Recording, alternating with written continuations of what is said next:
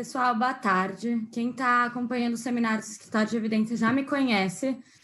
Eu sou a Paula, eu trabalho na Secretaria da Educação do Estado de São Paulo e eu que estou tocando essa iniciativa lá dentro. A nossa ideia com esses seminários que a gente vem organizando toda semana, então vocês estão ouvindo bastante falar disso, é trazer um conteúdo acadêmico que é produzido nas melhores universidades do mundo para mais perto dos gestores e gestoras da nossa rede. Então, a gente quer dar a oportunidade às pessoas interagirem com as pessoas que produziram esse tipo de conhecimento. Porque a gente sabe que, muitas vezes, são conteúdos que ficam inacessíveis e que acabam não chegando para as pessoas que tomam as decisões na ponta.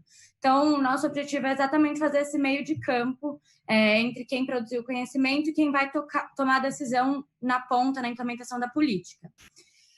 Hoje o nosso modelo vai ser um pouco diferente do que ele vem sendo nas últimas vezes, mas acho que vai ser bem legal a experiência que a gente vai ter.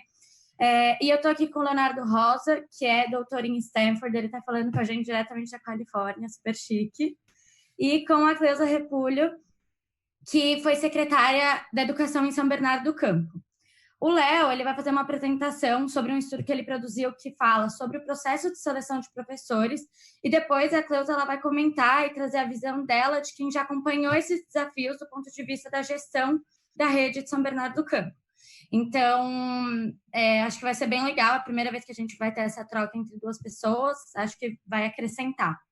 Eu queria agradecer muito vocês, Léo e Cleusa, por estarem aqui, acho que vai ser muito legal, acho que o pessoal vai gostar bastante, a gente tem tido um feedback muito bom sobre os seminários.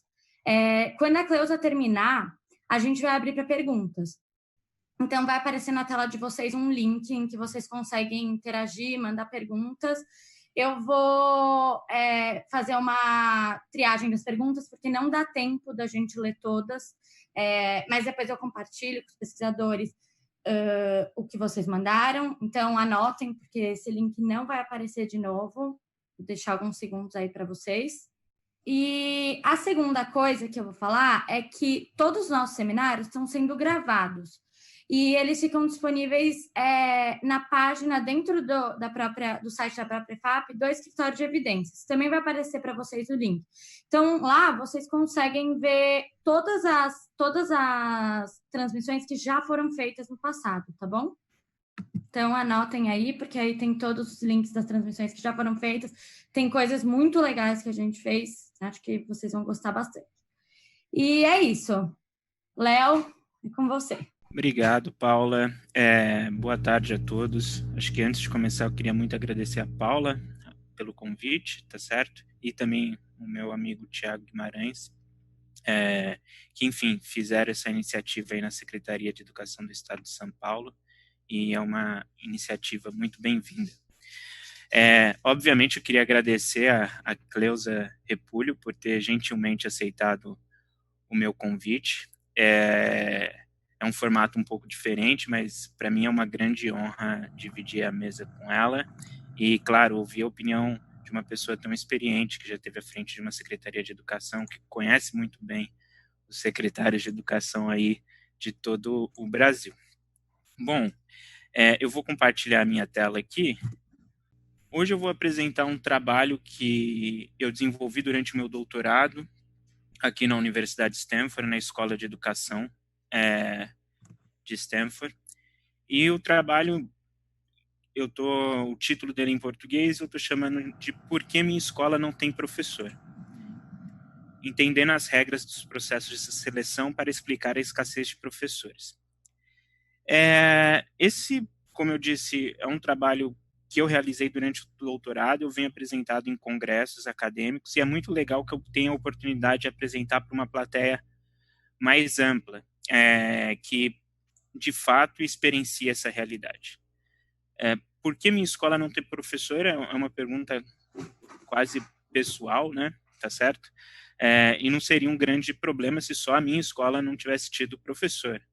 Mas quando a gente olha para o Brasil como um todo, se a gente vai para os dados da Prova Brasil, a gente percebe que essa é a realidade de muitas escolas brasileiras.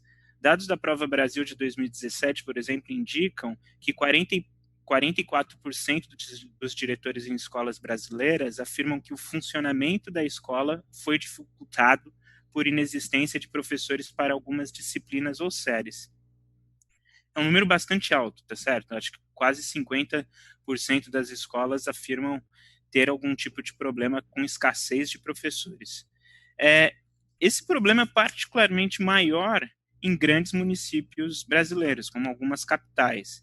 Para pegar o caso da capital São Paulo, no município de São Paulo, 60% dos professores das escolas do município de São Paulo, que incluem aí tanto estaduais quanto municipais, afirmam que o funcionamento de suas escolas foi dificultado por inexistência de professores para algumas disciplinas ou séries.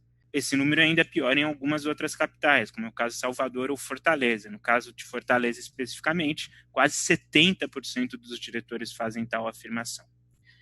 Bom, é um problema bastante saliente, tá certo? E acho que a resolução desse problema necessita de um passo anterior, que é o entendimento ou algum tipo de sistematização do que é o mercado de professores, o mercado de trabalho de professores. Eu vou apresentar aqui uma sistematização minha, é uma generalização minha, mas de alguma forma eu acredito que essa sistematização ajuda a gente a entender um pouco melhor os potenciais nós e problemas dentro do mercado de trabalho de professores. Nessa sistematização, o primeiro passo é reconhecer que o mercado de trabalho de professores é determinado por uma série de decisões individuais dos próprios profissionais que potencialmente virão a ser professores. Esses profissionais, antes mesmo de estar na escola, tomam uma série de decisões. O curso que eles vão entrar, seja uma pedagogia ou uma licenciatura, a universidade que vão realizar esse curso, a Universidade A ou a Universidade B, o curso à distância, o curso semipresencial, o curso totalmente presencial. Depois de finalizar a universidade, eles também têm que decidir se tornam professores ou não. É comum o caso de, muitas vezes, uma pessoa que fez uma faculdade de Química e uma licenciatura de Química não necessariamente se tornar professor de Química, tá certo? Uma vez que se tornaram professor, eles têm que decidir, e isso é também uma decisão individual, o local de trabalho. Vão dar aula na escola A, na escola B, na escola do bairro 1 ou do bairro 2, etc, etc. Uma vez que eles escolhem as escolas, tem uma série de eles também realizam decisões individuais de permanecer naquela escola. Quanto tempo irão permanecer lá? 1 ano? 2 anos? 5 anos? 10 anos? São todas decisões individuais. Essas decisões individuais afetam, em maior ou menor medida, várias dos componentes do mercado de trabalho de professores. Eu não vou passar aqui por todos, mas, basicamente, se a gente pensar no curso que ele vai fazer, dependendo dos indivíduos que entram no curso de pedagogia de licenciatura, a gente vai ter uma composição diferente das pessoas que irão, no futuro, ir para a sala de aula, tá certo? Obviamente, o local de trabalho de professores, que é o quarto bloco aqui, tá certo? Vai determinar, em maior ou menor medida, que escolas vão ter professores e que escolas, eventualmente, vão estar sem professores. O meu ponto aqui é ilustrar que essas decisões individuais têm uma consequência grande sobre essas várias dimensões de disponibilidade de professores. Obviamente que essas decisões individuais, elas não acontecem sozinhas. Elas são, de alguma maneira, direcionadas, em maior ou menor grau, por políticas públicas, tá certo? E aqui entra o nosso terceiro bloco de sistematização. Mais uma vez, falando da escolha de curso que um professor vai fazer, que um profissional vai fazer, a política educacional pode, em maior ou menor medida, direcionar essas escolhas ou influenciar essas escolhas, seja por incentivo ao ensino superior por meio de políticas de financiamento estudantil, políticas de bolsas, políticas de cotas, etc. Vai influenciar também a formação inicial desse professor. A partir do momento que um governo federal dá diretrizes, por exemplo, para o currículo da faculdade de pedagogia, do curso de pedagogia ou para o currículo de uma licenciatura de matemática, etc., isso tem grande influência sobre o professor que vai estar na sala de aula no futuro, tá certo? Hoje, em alguma medida, o trabalho que eu vou apresentar, ele foca nessas duas dimensões. A primeira é relacionada ao processo seletivo. O meu argumento aqui é que a forma que esse processo seletivo é desenhado, em maior ou menor medida, vai influenciar a decisão de quem vai se tornar professor e dos profissionais disponíveis para alocação nas escolas.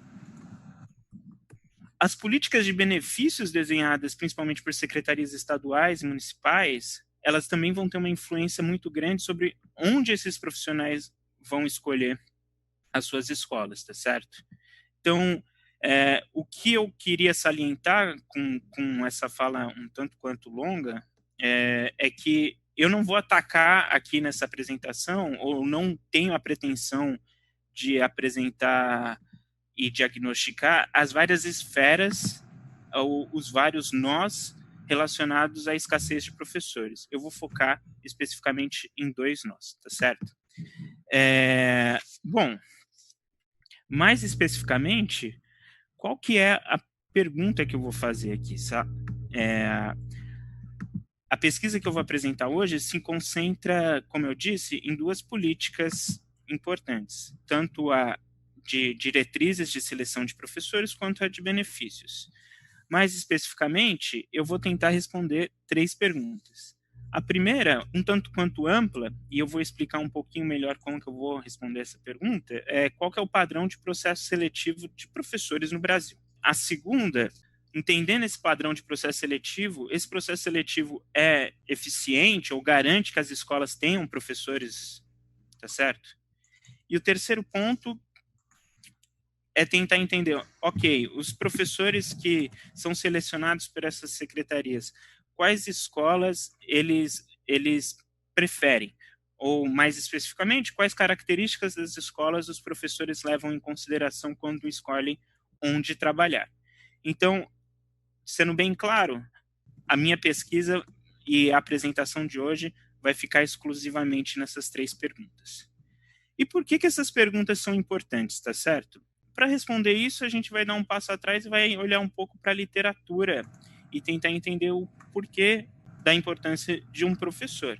Acho que essas perguntas são importantes por vários motivos. Eu vou destacar vou dar maior ênfase em mas todos eles têm alguma relação com a qualidade da educação. Bom, o primeiro motivo é: bons professores têm efeitos no curto prazo e no longo prazo para os estudantes, tá certo? Isso é algo que eu vejo bastante na literatura internacional e vejo menos ênfase disso nas escolas de educação no Brasil. Acho que os trabalhos que eu venho lendo no Brasil, etc., têm enfatizado um pouco isso, por isso que eu trouxe esse resultado. Aqui eu vou ilustrar esse efeito rapidamente com um trabalho produzido por professores da Universidade de Columbia e de Harvard, tá certo? No curto prazo, esse gráfico aqui, esse primeiro gráfico, ilustra para a gente que o eixo X é uma medida de qualidade de professor, conhecida como valor adicionado, uma técnica estatística que mede quanto o professor contribui para a nota do aluno.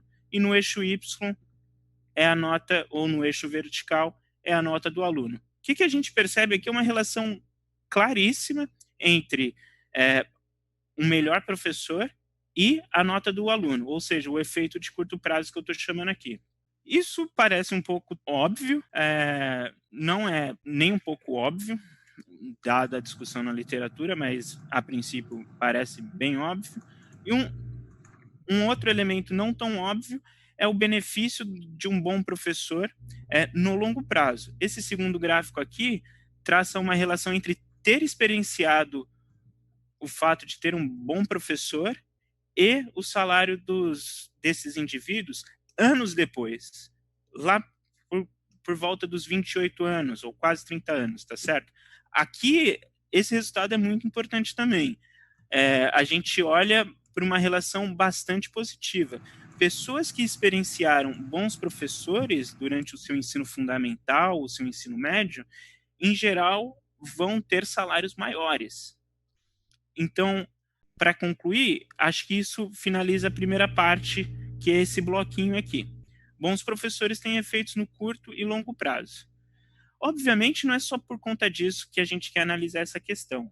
Acho que existem uma série de outros fatores que eu vou passar aqui rapidamente, que são muito importantes ou tão importantes quanto.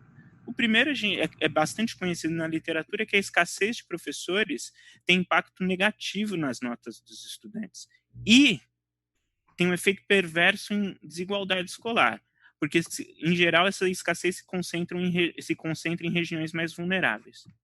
O terceiro ponto que o processo seletivo pode ser muito importante é pelo fato que ele vai determinar que perfil de professor vai estar com determinado perfil de aluno. E da literatura a gente também sabe que alguns perfis de professores são mais adequados para determinados contextos, tá certo? Agora, saindo um pouco da literatura e indo para uma parte mais prática, esses últimos 2 blocos aqui tem relação com, primeiro, o bem-estar do professor. Eu acho que nada mais importante do que esse profissional ter um alto nível de bem-estar.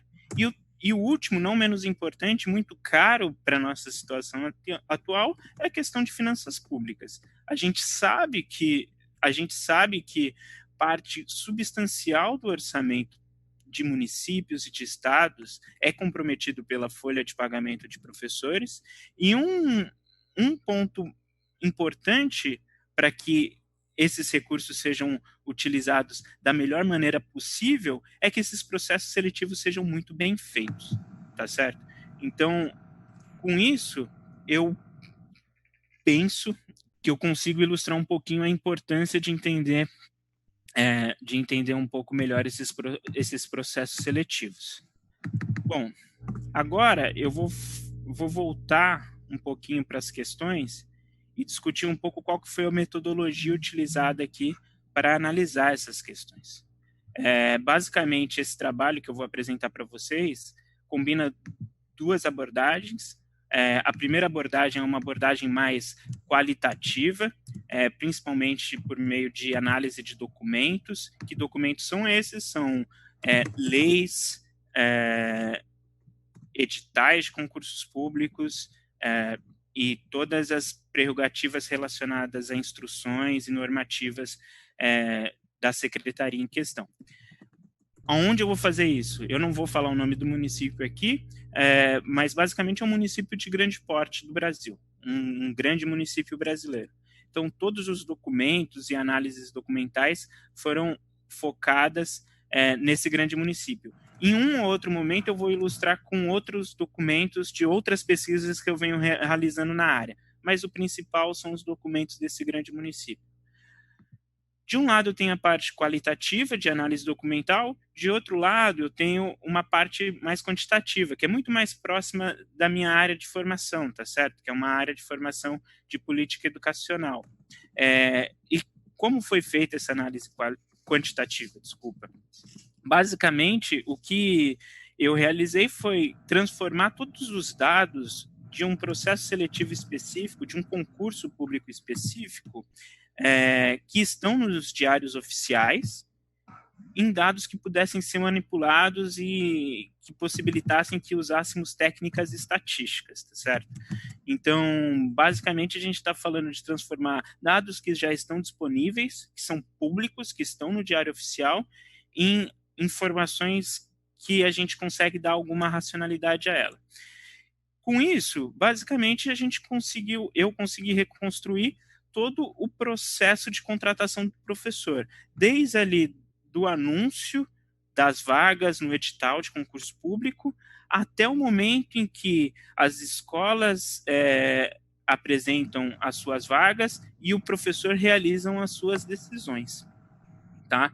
Então, de alguma maneira, a gente reconstrói para um concurso específico um pequeno filme sobre como esse processo acontece.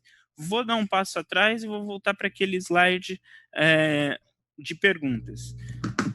Bom, a parte qualitativa vai ser bastante útil para responder a primeira pergunta aqui. Qual que é o padrão do processo seletivo de professores no Brasil.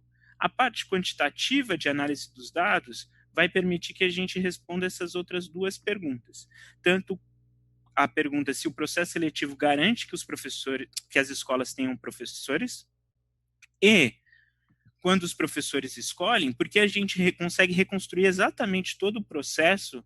Eu sei, por exemplo, que professor escolheu e quais escolas estavam disponíveis para ele.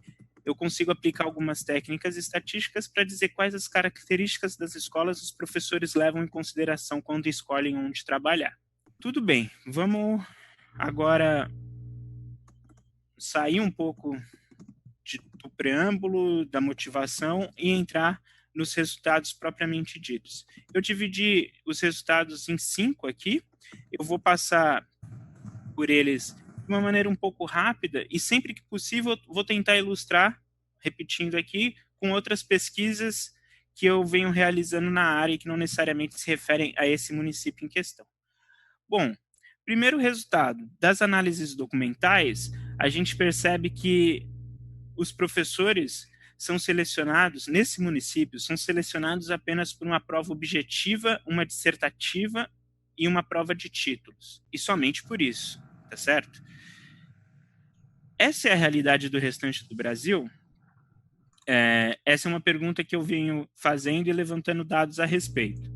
A gente percebe aqui que a utilização de provas objetivas, aquelas provas de múltipla escolha, pelo menos nos níveis estaduais, também é muito comum. A maioria dos estados brasileiros utilizam esse tipo de estratégia para selecionar professores.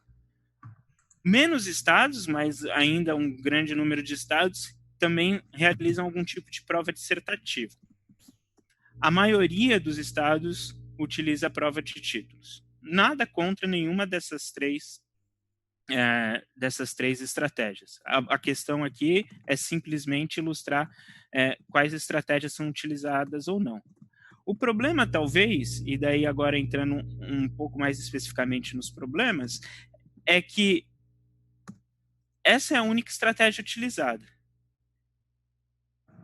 principalmente pelo município em questão.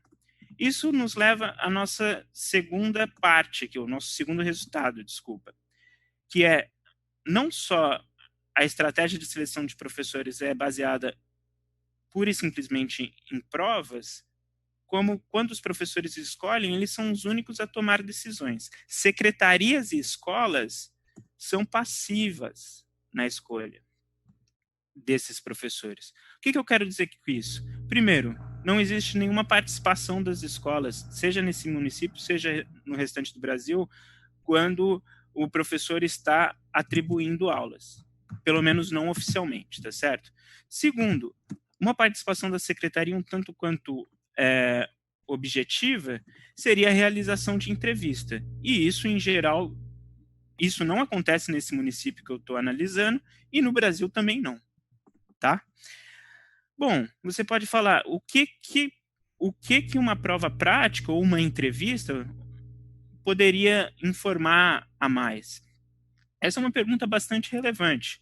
O que a gente sabe, daí aqui trazendo resultados de um outro estudo que eu estou começando também, pegando resultados de um outro município brasileiro, etc., é que quando a gente olha a relação entre prova objetiva e prova prática, a gente não vê qualquer relação. Então, você observa professores ou profissionais que tiveram um desempenho muito baixo na prova objetiva, mas um desempenho bastante alto na prova prática. E o contrário também é verdadeiro. Professores que tiveram alto desempenho na prova objetiva, a prova de múltipla escolha, e baixo desempenho aqui na prova prática. O que isso ilustra é que a prova prática muito provavelmente vai trazer informações importantes e que são bastante diferentes das provas de múltipla escolha.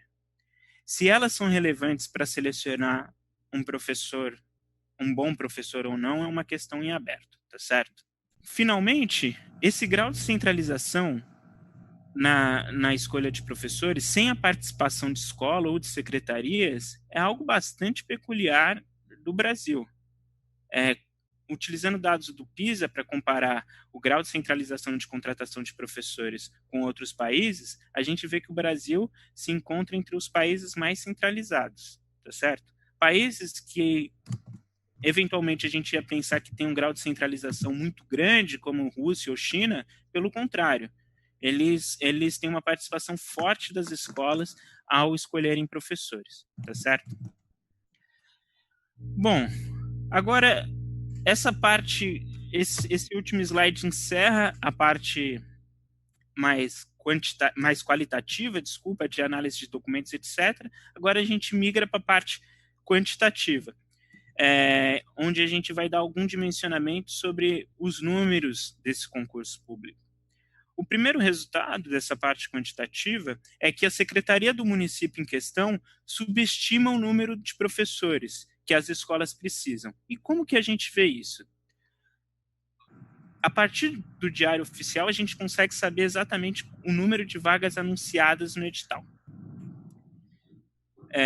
E como a gente vê aqui, é um total mais ou menos de 1.500 vagas no edital. Mais para frente, depois que as provas aconteceram, os professores foram classificados, existe o processo de convocação, onde as escolas, as unidades escolares vão apresentar se precisam ou não de professor. Se o município estimasse corretamente, esses números seriam bem próximos. O que a gente percebe, no entanto, é que quando as escolas anunciam as vagas, o número é bastante superior, 4 vezes maior, tá certo? Isso é ainda pior em algumas matérias. Esse subdimensionamento é ainda pior em algumas matérias, como a matéria de matemática. Perceba que isso é bastante importante para a tomada de decisão do professor. Você é um profissional que tem licenciatura em matemática. Você olha para um edital, você visualiza que aquele edital tem pouquíssimas vagas.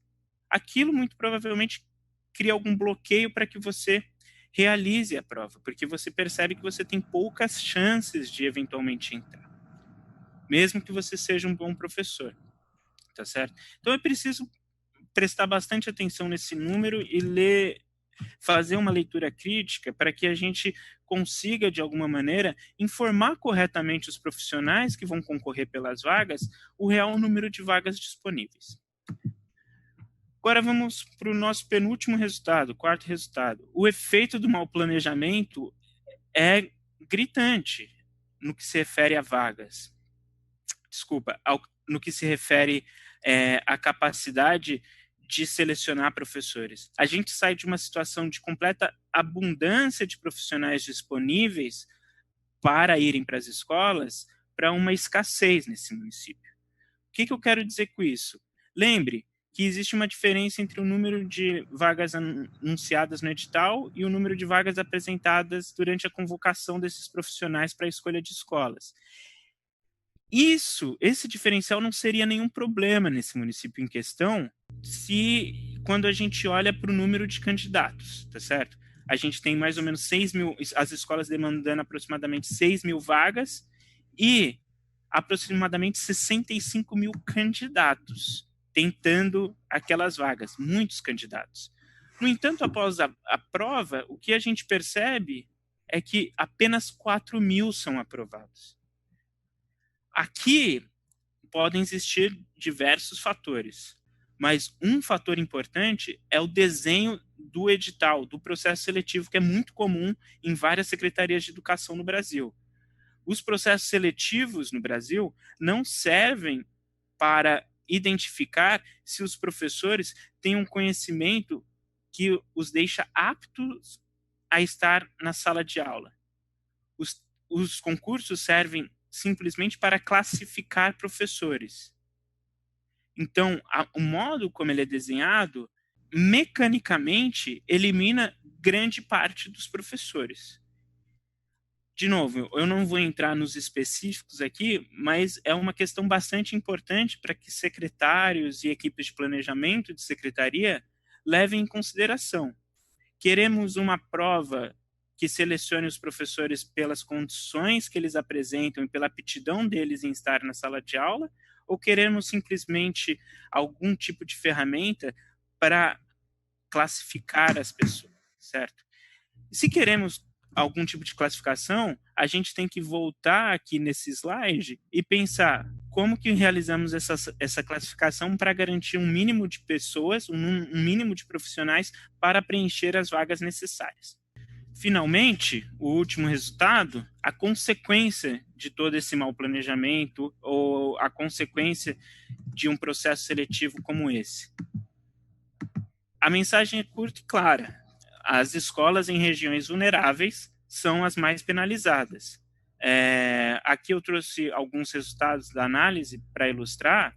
Quando a gente olha para a escolha dos professores e tenta entender quais as características das escolas os professores mais preferem, a gente observa que, primeiro, escolas em regiões de difícil acesso, você pode ler esse eixo horizontal aqui, quanto maior o número, mais difícil o acesso a essas regiões. Escolas em regiões de difícil acesso são menos prováveis de serem escolhidas pelos professores. Ou, em outras palavras, os professores tendem a não preferir essas escolas, em comparação com as escolas que estão em regiões mais bem localizadas. Se tem algum professor ouvindo, isso é muito óbvio, tá certo? Não só a localização das escolas é importante, mas outras características, como o nível socioeconômico. Em geral, os professores tendem a evitar escolas de nível socioeconômico muito baixo. Isso pode ser decorrência de vários motivos. Eu não vou, de novo, seria tema de um outro seminário aqui, tentar entender esses motivos. Mas o fato é que as escolas onde existe o maior percentual de alunos com baixo nível socioeconômico, que essa parte aqui do gráfico, tendem a ser menos preferidas pelos professores, tá certo? Isso poderia ser resolvido por instrumentos de políticas públicas, como políticas compensatórias. O que é isso? Você dá algum tipo de compensação aos professores que atuam nessas escolas menos preferidas, tá certo? É o caso desse município que eu estou analisando. Esse município dá uma gratificação que, em comparação com outras gratificações, seja em literatura internacional, seja dentro do próprio Brasil, é uma gratificação pequena, da ordem de 5%, tá certo? Essa gratificação tem algum efeito sobre a escolha do professor? Aparentemente, não. Esse segundo gráfico aqui tenta comparar escolas que são muito parecidas entre si, mas que umas têm gratificação e outras não. O que a gente percebe é que não existe nenhuma diferença significante no que se refere à escolha dos professores. Os professores não tendem a escolher com maior frequência as escolas que recebem essa gratificação, muito provavelmente por conta da magnitude dessa gratificação, que hoje é mais ou menos, que hoje não, mas no ano dos dados que eu estou analisando, era de mais ou menos 5%. Bom, isso acaba, aqui eu finalizo os resultados, e antes de passar a palavra para a Cleusa, e eu estou, assim, bastante empolgado de ouvir a opinião dela. Eu vou terminar aqui com 5 sugestões. Então, aqui a gente está saindo um pouco da parte positiva e indo para uma parte um pouco normativa, que na maioria das vezes não é muito a praia do acadêmico, não é minha praia também, mas de toda forma eu vou deixar aqui 5 sugestões. A primeira, nesses processos seletivos, a gente deveria considerar, e considerar bastante, um processo um pouquinho diferente do concurso, um processo muito mais próximo de certificação. O que isso significa? Os professores, em determinados momentos do ano, muito provavelmente teriam a oportunidade de realizar algum tipo de teste, algum tipo de prova, algum tipo de processo de certificação docente, que permitisse a secretaria dar um carimbo que esse profissional estará apto a ser contratado pela nossa rede. Não significa que o profissional foi contratado, significa que ele está apto. Isso se possível, tornaria o processo de seleção de professores um pouco diferente do atual. Hoje a gente tem aqueles grandes concursos que muitas pessoas realizam a prova ao mesmo tempo, cria uma dificuldade logística enorme para a Secretaria de Educação, seja municipal, seja estadual. O ponto é, com a certificação docente, muito provavelmente a gente poderia transitar para um modelo de sistema contínuo de contratação. O que isso significa? As vagas são anunciadas e são preenchidas de uma maneira pontual, sem necessariamente esperar. Olha, agora a gente tem 1.000 vagas, agora a gente tem 2.000 vagas abertas. Isso penaliza demais as escolas. As escolas têm que recorrer a diversos instrumentos que necessitam de regulação temporária, etc., e que acabam refletindo em rotatividade de professores, absenteísmo docente, que poderia ser corrigido ou parcialmente mitigado por esse sistema de contratação contínua. O terceiro ponto, eu vou bater na tecla aqui mais uma vez, é criar condições para a autonomia das comunidades escolares. Coordenadores e diretores têm que ter condições de participar da escolha de seus professores. É muito difícil imaginar algum setor que envolva profissionais em que o chefe imediato, que no caso é o diretor, não participe diretamente da contratação do profissional. A gente tem que bater nessa tecla muito no Brasil e realmente repensar como a gente envolve a escola nessa participação. O envolvimento da escola passa muito provavelmente por uma responsabilização adequada de diretores e coordenadores. Você permite que eles participem, você dá autonomia à participação deles nessas escolas, mas é necessário existir alguma cobrança pelas escolhas que essas pessoas fizeram.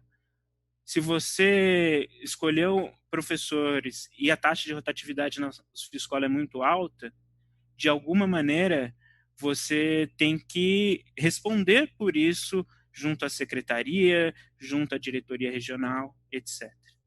E, por último, é muito importante pensar em compensações para as escolas mais vulneráveis. O que isso quer dizer?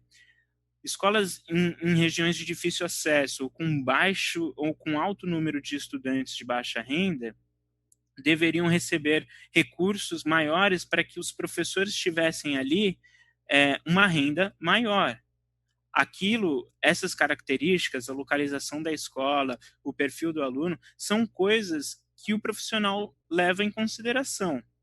Se isso está afetando negativamente as suas decisões, nada mais justo e nada mais comum, comparando com outras profissões aí, do que pensar em algum tipo de compensação salarial, tá certo? Qual que é o instrumento técnico disso? Qual que é a possibilidade desses pontos que eu trouxe aqui? Aí eu vou passar a bola para a Cleusa. Eu vou tirar o meu corpo fora aqui como um bom acadêmico, ou como diria um recente ministro aí, como engenheiro de obra pronta. Bom, muito obrigado. Agradeço pela oportunidade mais uma vez e passo a palavra agora para a Cleusa. Então vamos para a parte fácil, né, Léo? Exato. A parte mais tranquila. Bom, em primeiro lugar, boa tarde. Eu queria muito agradecer a oportunidade de estar aqui, falar sobre um tema e principalmente uma área que eu gosto muito, que são políticas públicas, e o quanto elas influenciam, o quanto uma decisão política influencia na vida dos estudantes, dos professores, e é assim com a contratação. Então, dentro desse contexto que o Léo apresenta, e que é muito comum, ele mostrou aí os dados e os números, que é muito comum a todas as redes de ensino, o grande desafio de ser governo, né? Eu fui secretária de Educação durante 14 anos, 7 anos em Santo André, 7 anos em São Bernardo, e trabalhei 1 ano no Ministério da Educação. E sempre que, antes de ser governo, eu dizia assim, não, se eu estivesse lá, eu resolvia, não sei por que não resolve. Isso é muito fácil. As evidências e vários estudos mostram que tem caminhos. Quando você chega no setor público, você se depara com a 8666, que é a lei das licitações, você se depara com uma máquina, às vezes, muito pesada, e se depara com projetos políticos, né, e de política pública que sempre são complexos. Então, se a gente separar todas essas discussões e focar na questão da contratação de professores, a gente tem tentado buscar no Brasil, tanto em nível federal, estadual e municipal, soluções, porque todo mundo entende, e é muito importante pesquisas como a do Léo, e por isso que eu aceitei estar aqui hoje, que tratam de mostrar cada vez mais que esses fatos e que esses argumentos impactam muito na desigualdade que acontece nas escolas. Né? O Brasil não é só um país desigual fora da escola, ele é absolutamente desigual dentro da escola. E como é que a gente resolve desigualdade? Com política pública. Né? Não é lamentando, não é só socorrendo emergencialmente, mas é estabelecendo políticas públicas, prioritariamente de educação e saúde, né? E de assistência social, que dê conta de suprir o que é uma função de governo, que é o bem-estar das pessoas, tanto daqueles que vão trabalhar no setor público, que são os professores, os diretores, as equipes gestoras das escolas, como os alunos que vão lá em busca de alternativa e construção de conhecimento para o seu projeto de vida. Por isso que a escola é tão importante, porque é lá que a gente garante a construção de um projeto de vida. A gente não vai para a escola só para garantir conteúdo. Né? Hoje, mais do que nunca, você tem outros espaços, mas a gente vai para a escola para construir conhecimento. E há 2 semanas atrás eu estava lendo uma entrevista onde o pesquisador colocava assim, a profissão mais importante, uma das profissões mais importantes do futuro é o professor. Né? Então, diferente do que as pessoas imaginam, de que a gente não tem espaço, e eu sou professora, fui professora alfabetizadora e hoje sou professora também, a gente vai ter espaço. A questão é que esse espaço muda como mediadores de aprendizagem, mas para isso a gente precisa estar dentro do cargo e dentro da rede para fazer esse trabalho. Como o Léo mostra, a questão dos concursos públicos, seja em qualquer lugar desse país, ele muito mais quer saber quanto de lei os professores conhecem do que quanto efetivamente os professores sabem da aula. Né? Então, eu acho que esse é o principal ponto quando a gente olha os números, né? O número de candidatos por vaga, às vezes 15, 20, né? Professores para cada vaga nas redes que tem um bom estatuto, que tem um salário melhor, mostra que os professores vão se deslocando na medida em que eles sentem uma oportunidade melhor. Então, esses concursos, muitas vezes a gente perde bons professores, eu digo às vezes porque fiz vários concursos durante a gestão, e a gente perde bons profissionais porque foca numa questão específica, que é a legislação na educação, e que é uma coisa que cada um de nós pode ter uma LDB. Tem bom desempenho em mediar aprendizagens, né? A gente ouve muito essa expressão, o cara conhece muito, mas não consegue passar conhecimento. Eu acho que a maior tarefa dos professores é mediar essa aprendizagem. Então, o quanto isso é difícil ao longo do tempo, e quando a gente vai fazer seleção e não faz nenhuma prova onde os professores possam dar uma aula, onde eles possam apresentar a sua didática, né, a sua maneira de trabalhar. Eu queria focar também, e acho que é muito importante, nesse papel das equipes gestoras das escolas. Né? A maioria das redes hoje no Brasil tem indicação política para diretor de escola, o que tem atrapalhado muito o desenvolvimento e as políticas públicas, né? Porque passa a ser mais um lugar de acordo político, e acordo de política partidária nem sempre colabora com a política pública. Em outros estados, como é o caso aqui de São Paulo, a gente tem concurso público, e em outros casos, que é aquele que eu gosto mais, são professores que ascendem ao cargo de diretores porque têm perfil de liderança e que ajudam a organizar a escola. Né? Várias pesquisas mostram de forma muito contundente que um bom diretor e um bom coordenador pedagógico, né, ou coordenadora pedagógica, ou diretora, fazem muita diferença no contexto de escola. E que os professores, aliados a uma equipe gestora muito boa, produzem bons resultados, apesar de lugares onde você tem uma vulnerabilidade muito maior. Para isso, a gente tem 2 pesquisas do Unicef que mostram isso, né? Porque locais de alta vulnerabilidade tiveram bons resultados de IDEB, apesar de todo o contexto contra, né? Isso tem muito a ver com a organização da escola, com o diretor e com a forma de contratação dos professores. Quando o Léo aponta aí algumas sugestões, eu sempre fico pensando em como organizar isso na lei, como fazer isso passar na Câmara de Vereadores, na Assembleia Legislativa e, sobretudo, como conversar com os sindicatos, né, que tem papel importantíssimo na defesa dos direitos dos professores. Então, a gente precisa ter uma discussão muito ampla, e nós já tivemos isso no Brasil, a gente já discutiu muito sobre uma prova nacional docente, né, em nível de ministério, e a CNTE, que é quem representa os professores, a própria Undime, da qual eu fui presidente, que representa os secretários municipais de educação, e o CONSED, que representa os secretários estaduais de educação, entendiam que fazer uma prova nacional docente poderia ajudar muito, minimizaria essa questão de milhares de concursos, em que os professores, às vezes, ficam prestando concurso, passam uma boa parte do ano prestando concurso, e as redes depois demoram uma vida para chamar. Né? A diferença entre os cargos que estão disponíveis e a necessidade de professores da rede é sempre muito diferente. E aí entram as questões orçamentárias, e aqui vai, né, a minha questão. Não é à toa a luta por mais recursos pela educação.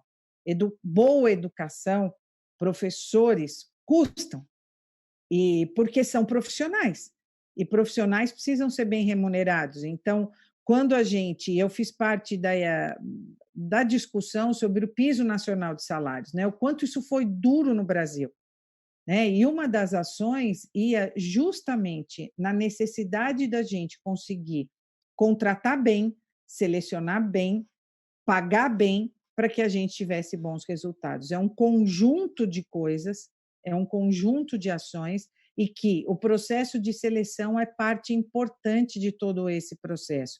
A gente não pode esquecer que em muitas das redes, os professores podem trocar de escola todo ano, né? E, às vezes, a diretora, toda a equipe e um conjunto grande de professores estão lutando por um projeto político-pedagógico que dê conta das desigualdades daquela região e daquela comunidade escolar. E, ao final do ano, 20%, 30%, 40%, 50% dos professores trocam de escola.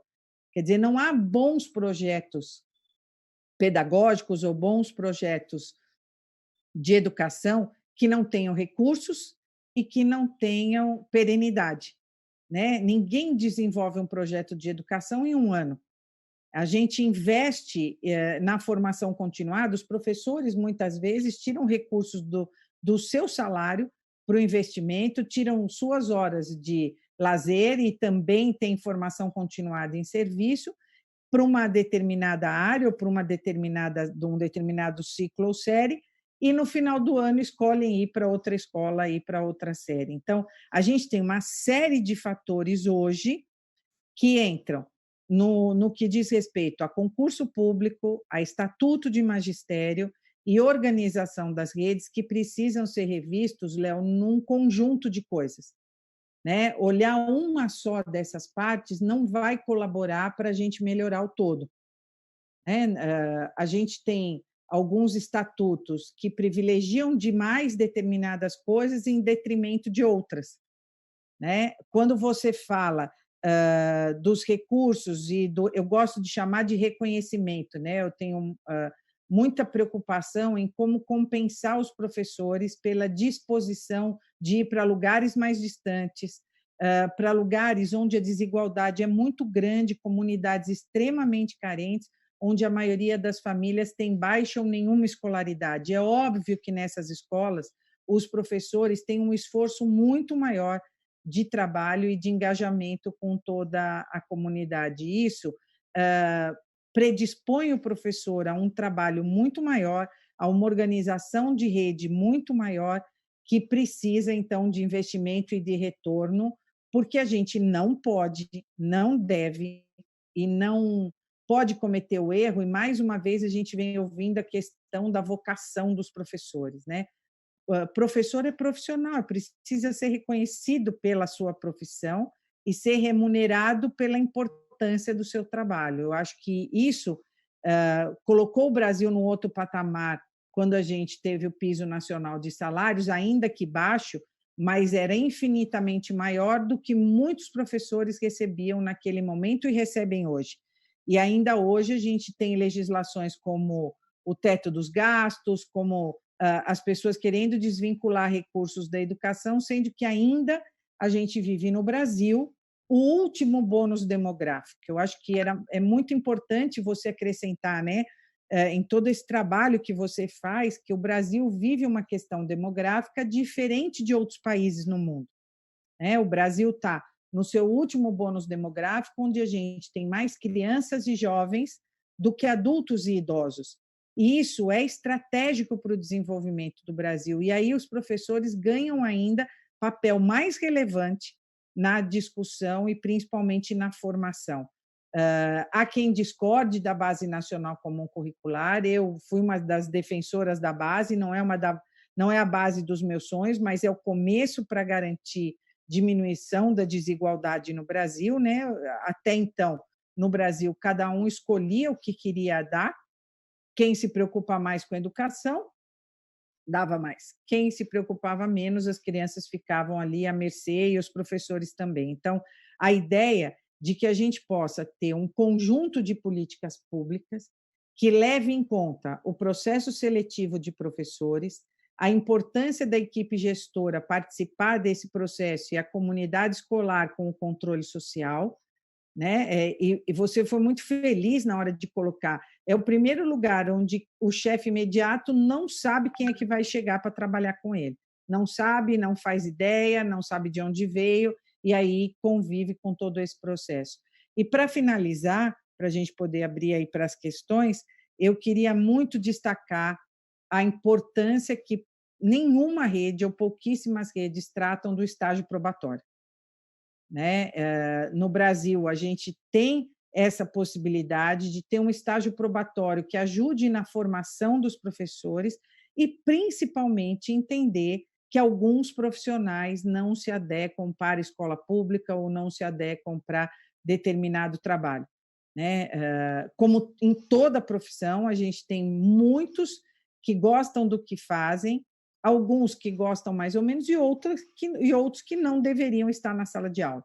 Né? Então, como trabalhar no estágio probatório para identificar os bons profissionais, aqueles comprometidos e que querem contribuir na formação e na construção de conhecimento. Eu acho que a questão da prova nacional docente precisa voltar para a pauta, né? Assim como o Fundeb é pauta importante esse ano, e aí vem porque o Fundeb é a principal fonte de financiamento do salário dos professores e que vem numa política pública aí geral, que é o Plano Nacional de Educação. A gente não pode esquecer que o Brasil tem um plano e lá fala muito das questões de contratação, de concurso público, de formação e de financiamento para a educação. Então, queria só deixar essas considerações aqui para a gente começar a conversa. Gente, muito legal, eu adorei e tenho certeza que quem assistiu, pelo menos para mim foi muito bom e para quem assistiu tenho certeza que foi melhor ainda. Eu vou ler algumas perguntas que chegaram, não vai dar tempo de ler todas, mas eu queria lembrar que o link para perguntas, para quem chegou depois, é bit.ly/evidências3004, que é a data de hoje. Então, bit.ly/evidências3004. A primeira pergunta é da Gislaine, e ela escreveu assim: no Brasil, a realização de concursos é uma exigência constitucional, então as redes estaduais e municipais têm pouco espaço para inovarem nesse sentido. Por outro lado, existem maneiras de fazer um concurso que seja mais aderente aos problemas encontrados na realidade das escolas e que selecione pessoas mais preparadas para lidar com eles. tem alguma experiência dentro do Brasil que vocês acham que pode ser mencionada como uma boa prática, que pode ser replicada em outros contextos? Essa é a pergunta dela. Cleusa, eu acho que você tem mais condições de responder do que eu aí das práticas no Brasil. Eu acho que eu vou fazer uma breve consideração. Acho que tem uma outra secretaria que tem alguns daqueles passos importantes que eu mostrei no concurso, mas que tenham uma forma completamente diferente, eu confesso que eu não conheço. Sabemos que existem profissões dentro do serviço público que têm um processo de concurso público bem diferente desse. Então, será que vale a pena pensar e olhar para esses outros profissionais e ver o que a gente pode trazer para o mercado de trabalho de professores? Acho que fica a questão, mas acho que a Cleusa tem mais condições de responder aí do que eu. Então, alguns estados, né, Léo e Gislaine, né, que fez a pergunta, alguns estados, o Mato Grosso do Sul buscou fazer um processo diferenciado, é possível. Tem uma questão da Constituição, né, do direito de todos participarem de processo de seleção para cargos públicos, mas a forma é discricionalidade de quem está no governo no período. Né? Então, é importante, o que é a discricionalidade? É a escolha de quem está no governo, como é que será o seu processo. Então, a gente tem espaço, por isso que eu disse que a conversa precisa ser com a federação, então, Ministério da Educação, secretarias municipais, secretarias estaduais e os trabalhadores. Né? Eu acho essencial o papel dos sindicatos, da CNTE, enfim, quem representa os trabalhadores, para que a gente pudesse encontrar um caminho que seja justo, sem tirar direito, né? Mas que ele pudesse contemplar melhor e organizar melhor um processo de seleção. E, sobretudo, depois, nos 3 anos de estágio probatório. Eu acho que é essencial. O Jacareí, aqui em São Paulo, buscou fazer um estágio probatório um pouco diferente, mas na virada de gestão, e esse é um problema, né? Na virada de gestão, eles não deram continuidade, porque a ideia de ter professores tutores que possam ajudar os que estão entrando é muito importante.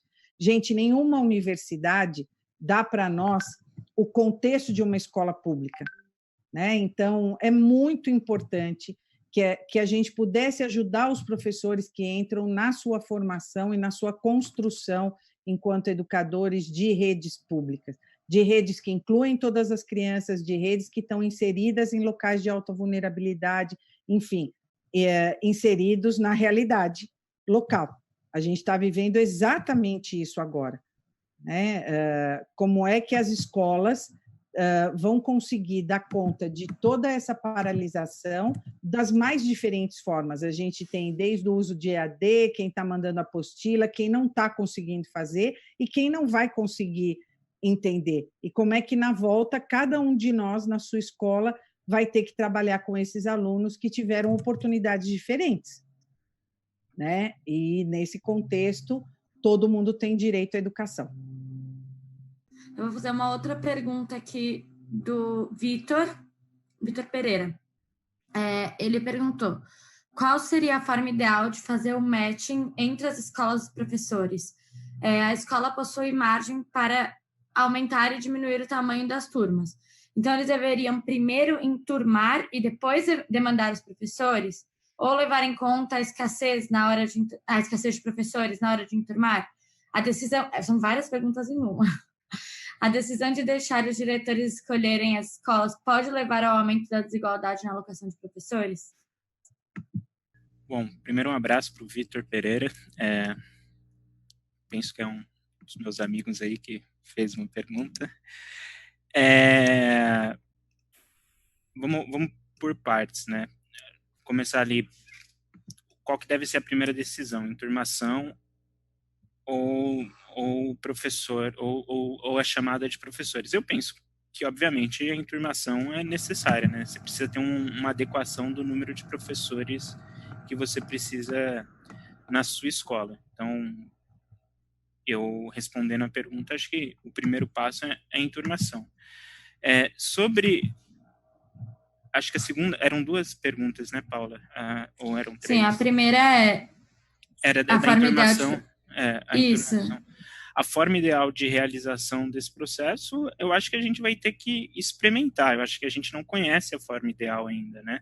Mas uma das maneiras que eu propus ali no final é você ter tanto a participação da secretaria por meio do sistema de credenciamento, que eu estou chamando, onde você primeiro consegue afirmar que aquele professor tem as condições necessárias para estar em sala de aula, e em um segundo momento a escola também participa. Como ela vai fazer isso? Eventualmente ela é um processo de entrevistas, no mínimo ela tem que entrevistar X profissionais, e alguém de fora da escola é também convidado para participar daquilo ali. Acho que essa preocupação é importante ter em mente para não criar alguma coisa, algum desvirtuamento do processo, mas eu acho que existem maneiras de se considerar isso. Sobre aumento de desigualdade, eu acho que vou ter uma opinião bem clara aqui. Eu acho que o sistema atual já gera tanta desigualdade que é difícil um sistema mais racional consiga piorar isso, tá certo? Minha opinião é que melhoraria bastante.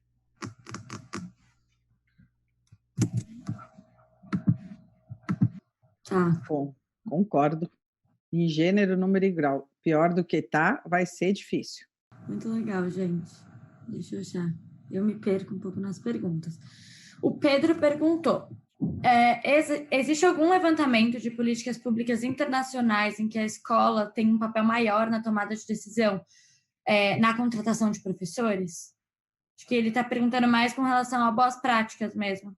Acredito que sim, existem alguns. Acho que eu tentei trazer o resultado de um estudo da OCDE, que mostra que escolas que têm maior autonomia para tomar suas decisões, em geral, têm nota do PISA maiores também. E o que a gente observa é quando existe um relacionamento saudável entre Secretaria de Educação e escola, em que as decisões são compartilhadas e cada um desses atores tomam as decisões que cabem a eles, em geral, isso leva a resultados melhores, tá certo?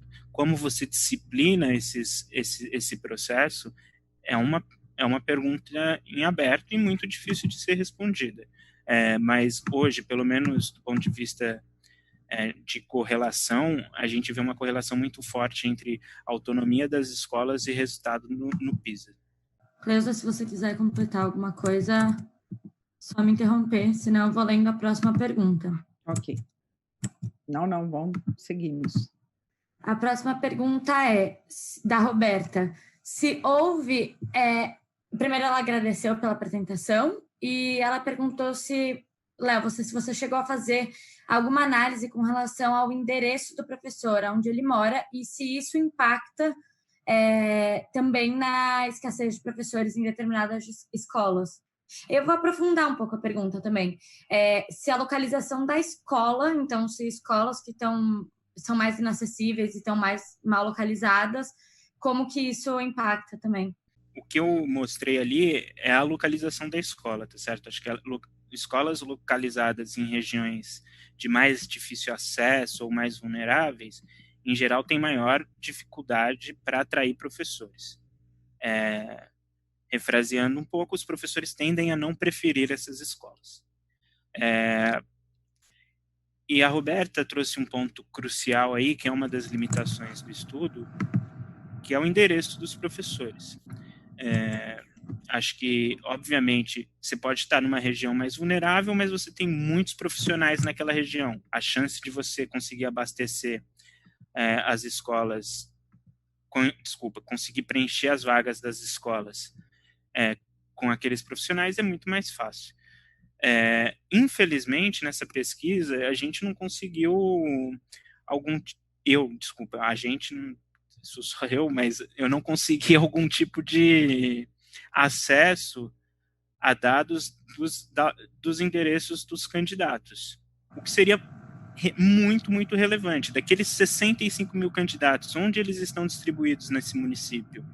Em que partes da cidade? Eventualmente, quem que a gente está excluindo? eventualmente a gente está excluindo pessoas que estariam aptas a dar aula, porque a prova objetiva, eu vou fazer uma afirmação forte aqui, mas é mal feita, e elas estão em locais, e essas pessoas que não passam nesse concurso estão em locais que mais precisam de professores. A única maneira de responder a pergunta da Roberta seria ter acesso ao dado de endereço dos professores, etc.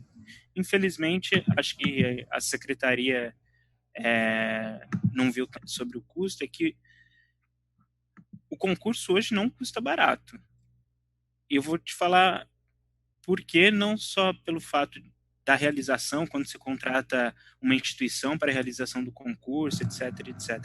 Mas o sistema de seleção hoje custa muito caro, porque muitas escolas ficam sem professores durante um período muito longo. O primeiro slide que eu coloquei foi o quanto que os diretores reclamam sobre, reclamam no bom sentido, sobre o fato de que a escassez de professores afetou negativamente o trabalho deles. A partir do momento que você tem um concurso que demora 2 anos para acontecer, 1 ano que seja, você muitas vezes vai ficar aquele período inteiro ou com um profissional temporário que, por conta da legislação, toda hora tem que sair da rede e entrar novamente, ou você vai ficar sem professor. Então, o custo do sistema atual já é muito elevado, tá certo? Mas, honestamente, eu não sei qual que seria o custo de uma transição para um outro modelo. Então, a ideia da Prova Nacional Docente era exatamente visando a questão do custo, né? E eu gostei muito, Léo, dessa sua colocação, porque o fracasso está custando muito caro, né? Ficar sem professor, ficar trocando de professor a cada 2 meses, 3 meses ou todo mês, custa muito mais para o sistema do que você qualificar melhor e selecionar melhor, né? Melhor no sentido de garantir outras exigências ou outras questões que sejam mais importantes do que saber o que a LDB está dizendo ali. Então, o fracasso escolar está custando caro para o Brasil. A maioria dos estados tem um percentual acima de 30% de alunos com defasagem em idade séria. Esses meninos e meninas vão ficando no sistema até que desistem, vão embora e depois voltam para nossas salas de EJA. Então, o custo do fracasso escolar é muito alto no Brasil. Qualquer investimento para melhorar seleção, formação, salário de professores ainda vai ser menor do que o custo do fracasso. É verdade, é bom olhar para isso de uma perspectiva de que não é só o custo do concurso, né? Mas como isso impacta em outros custos que vêm em sequência. Então, como uma coisa balanceia a outra de alguma forma. Bom, gente, não sei se vocês querem colocar mais alguma coisa, mas eu fiquei muito feliz, acho que foi muito legal. A gente recebeu várias contribuições, então imagino que o pessoal tenha gostado. E é isso.